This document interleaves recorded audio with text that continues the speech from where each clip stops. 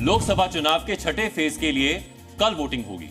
इस फेज में 7 राज्यों और एक केंद्र शासित प्रदेश की 58 सीटों पर वोटिंग होनी है। हर फेज की तरह छठे फेज में भी कई बड़े दिग्गजों की किस्मत का फैसला ईवीएम में बंद होना है। प्रचार कल थम गया था। चुनाव आयोग के मुताबिक छठे फेज में 889 कैंडिडेट्स चुनाव लड़ रहे हैं। इनमें 797 पुरुष और 92 महिला उम्मीदवार हैं। हर फेज की तरह इस फेज में भी बड़ी पार्टियों के नेता और बाहुबली मैदान में हैं। कल के बड़े उम्मीदवारों में 3 केंद्रीय मंत्री और 3 पूर्व मुख्यमंत्री भी हैं। केंद्रीय मंत्रियों की बात करें तो धर्मेंद्र प्रधान ओडिशा की संबलपुर लोकसभा सीट से चुनाव मैदान में हैं। केंद्रीय मंत्री कृष्णपाल सिंह गुर्जर फरीदाबाद सीट से चुनाव लड़ रहे हैं। इसके अलावा एक और केंद्रीय मंत्री राव इंद्रजीत सिंह गुरुग्राम सीट से चुनाव लड़ रहे हैं।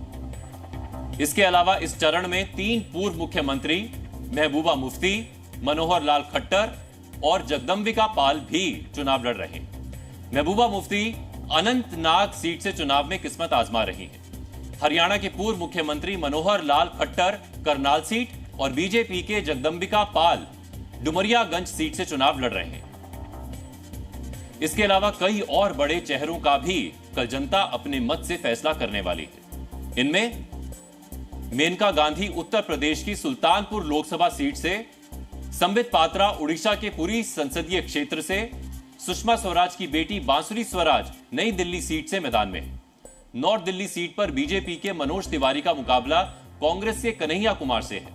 आजमगढ़ सीट पर निरहुआ और सपा नेता धर्मेंद्र यादव के बीच मुकाबला है। 6th फेज में कई बाहुबली कैंडिडेट या उनकी पत्नियों की किस्मत का भी फैसला होना है। इनमें बिहार की शिवहर लोकसभा सीट से बाहुबली नेता आनंद मोहन की पत्नी लवली आनंद चुनाव मैदान में है। सिवान से शाहबुद्दीन की पत्नी हिना शहाब किस्मत आजमा रही हैं। वैशाली सीट की बात करें तो अंडरवर्ल्ड से पहचान रखने वाले बाहुबली नेता मुन्ना शुक्ला ताल ठोक रहे हैं। छठे फेज की वोटिंग शुरू होने में सिर्फ कुछ घंटों का वक्त बचा है और सबकी नजरें दिल्ली की 7 सीटों पर है। जी न्यूज ने दिल्ली में वोटिंग डे से पहले मुख्यमंत्री अरविंद केजरीवाल से खास बातचीत की। मेरा सबसे पहला सवाल, आप चुप क्यों हैं? सब सुनना चाहते हैं कि क्या हुआ उस दिन। स्वाति मालीवाल का मैं जिक्र कर रही हूँ। नहीं, मैं मौके पे मौजूद नहीं था। तो अब 2 वर्जन है, मुझे नहीं पता क्या हुआ। 2 वर्जन है, एक स्वाति जी का वर्जन है, एक विभव का वर्जन है। दोनों वर्जन पुलिस के सामने हैं। पुलिस जांच कर रही है। मैं उम्मीद करता हूं कि ईमानदार जांच होगी और मामला कोर्ट में है, सब जुडिस है और कोर्ट न्याय करेगा। तो मेरा इस वक्त मैं अगर कुछ भी बोलूँगा तो वो ठीक नहीं होगा। मैं इस पर कमेंट नहीं करना चाहता। लेकिन मैं एक चीज़ कहना चाहता हूँ कि मेरे बूढ़े और बीमार माँ बाप को जिस तरह से निशाना बनाया गया, मुझे बहुत तकलीफ हुई। लोकसभा की 543 सीटों के लिए अब तक 5 चरण में 428 सीटों पर वोट ईवीएम में लॉक हो चुके हैं और हर चरण में 60% से ऊपर वोटिंग हुई है।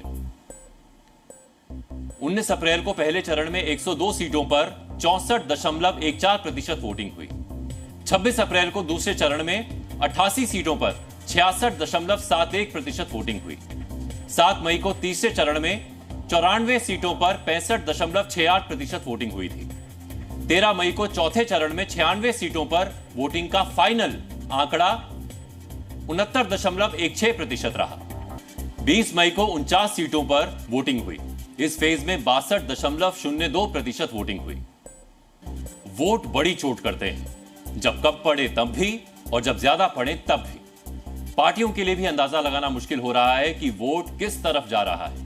बीजेपी ने 400 पार का टारगेट रखा है तो विपक्ष वोटर को अपने पक्ष में बता रहा है। लेकिन फाइनल नतीजा 4 जून को आना है। 4 जून को ही पता चलेगा कि देश की जनता ने किसे चुना है। जी न्यूज़।